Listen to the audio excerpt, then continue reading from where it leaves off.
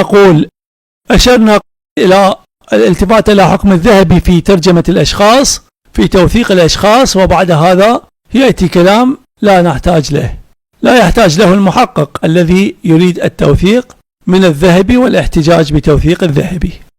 وأيضا جلبنا وأتينا بتوثيق للحماني في مسند أحمد، وهو توثيق عن الأرناؤوط وعن التركي. هنا عندي عنوان: الذهبي وثق الحماني بالرغم من نقله فتوى الحماني بتكفير معاوية. إذن الذهبي وثق الحماني، ومع هذا وبعد هذا في الكلام اللاحق أتى بفتوى تكفير معاوية.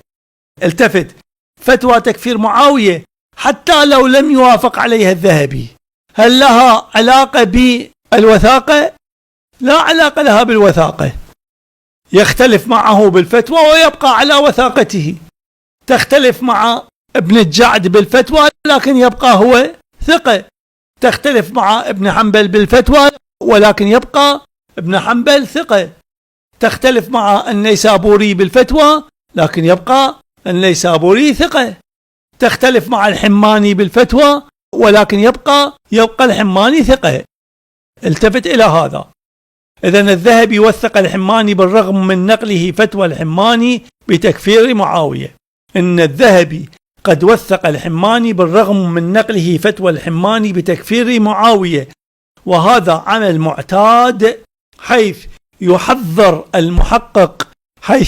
المحقق ما قيل عن الشخص المترجم له، وبعد التدقيق والتحقيق يخرج المحقق بنتيجة وحكم عن وثاقة المترجم له، فيثبت حكمه الذي يبين فيه الوثاقة أو عدمها. وهذا ما يفعله الذهبي عادة. لم أراجع كل التراجم، لكن عادة أجد هذا الأمر. يذكر الحكم في بداية الترجمة. طبعا هو حقق في البداية وتوصل إلى النتيجة في آخر التحقيق، لكنه أتى بالحكم النهائي ووضعه في بداية الترجمة. أتى بالحكم النهائي وهو الوثاقة أو عدم الوثاقة ووضعه في بداية الترجمة. وهذا ما يفعله الذهبي عادة في سير أعلام النبلاء، وهو الذي فعله في ترجمة الحماني، حيث سجل وثاقة الحماني في بداية الترجمة ثم ذكر ما قيل في الحماني وعن الحماني. إذن الذهبي وثق الحماني بالرغم من نقله فتوى الحماني بتكفير معاوية. إن الذهبي قد وثق الحماني بالرغم من نقله فتوى الحماني بتكفير معاوية. لماذا أقول بالرغم من نقله للتكفير؟ نقول لأنه لو لم ينقل التكفير لانفتح باب للشيطنة عند قطيع السلفية والسنة النواصب، ويقول هو لا يعلم بأن الحماني قد كفر معاوية. لا، هنا يعلم، وهو أتى بتكفير الحماني لمعاوية، ومع هذا وثق الحماني.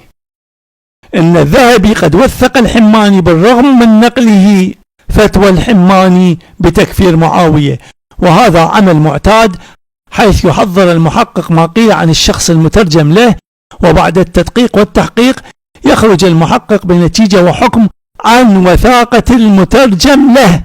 بعد التدقيق والتحقيق يخرج المحقق بنتيجة وحكم عن وثاقة المترجم له.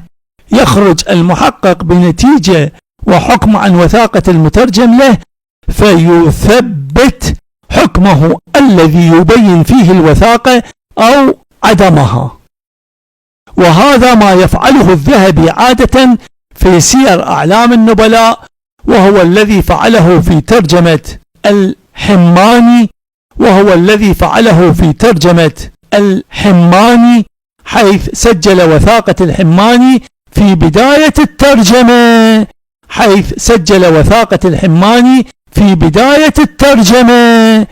ثم ذكر ما قيل في الحماني وعن الحماني. التفت هنا جيدا.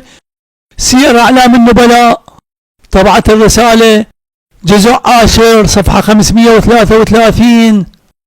ماذا قال؟ وقال أحمد ابن صدقة وقال ابن صدقة وأبو شيخ عن دلويه سمعت يحيى الحماني يقول مات معاوية على غير ملة الإسلام. نقله أو لم ينقل؟ نقله. وذكر معه قال أبو شيخ قال دلويه كذب عدو الله أو كذب عدو الله، كذب عدو الله. إذن نقل فتوى تكفير معاوية عن الحماني، ونقل قول دلويه بخصوص الحماني، ومع هذا قد وثقه، ومع هذا قد وثقه. هذا أين وجدناه؟ هذا وجدناه ضمن ترجمة الحماني، ضمن الترجمة هذا موجود قد ذكره الذهبي. فلا يأتي الناصبي السلفي الوهابي، لا يأتي أبناء الحرام النواصب ويعترضون يقولون الذهبي قد نقل كلام دلويه كذب عدو الله، وهذا يثبت أن الذهبي يطعن بالحماني. هذه شيطنة فارغة، شيطنة غبية. لماذا؟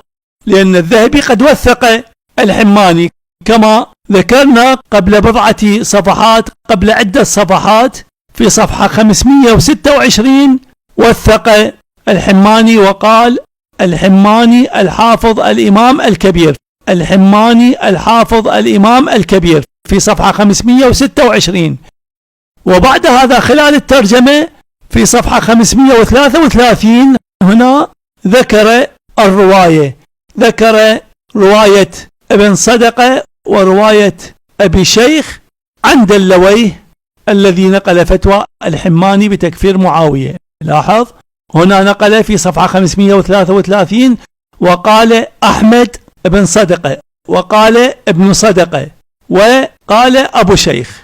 قال ابن صدقة عن دلويه، دلويه يقول سمعت يحيى الحماني يقول، دلويه يقول سمعت يحيى الحماني يقول مات معاوية على غير ملة الإسلام.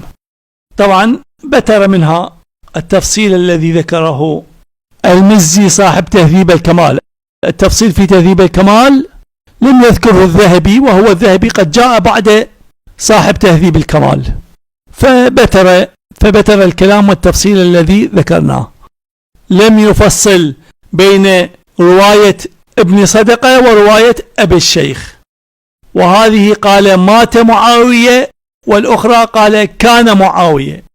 لم يأتي بهذا التفصيل، اختصر الأمر كي يدفع الاضطراب الذي أشرنا إليه على ما ذكر في تهذيب الكمال للمزي. هذا أيضا تدليس من الذهبي. إذن ضمن الترجمة ذكر تكفير الحماني لمعاوية، ومع هذا وثق الحماني. قال الحافظ الإمام الكبير في نفس الترجمة. إذن في سير أعلام النبلاء ترجم الذهبي للحماني وقال الحافظ الإمام الكبير، وفي نفس الوقت نقل فتوى الحماني بتكفير معاوية. مات معاوية على غير ملة الإسلام، معاوية لم يدخل الإسلام، كان معاوية على غير ملة الإسلام. مات معاوية على غير ملة الإسلام، كان معاوية على غير ملة الإسلام.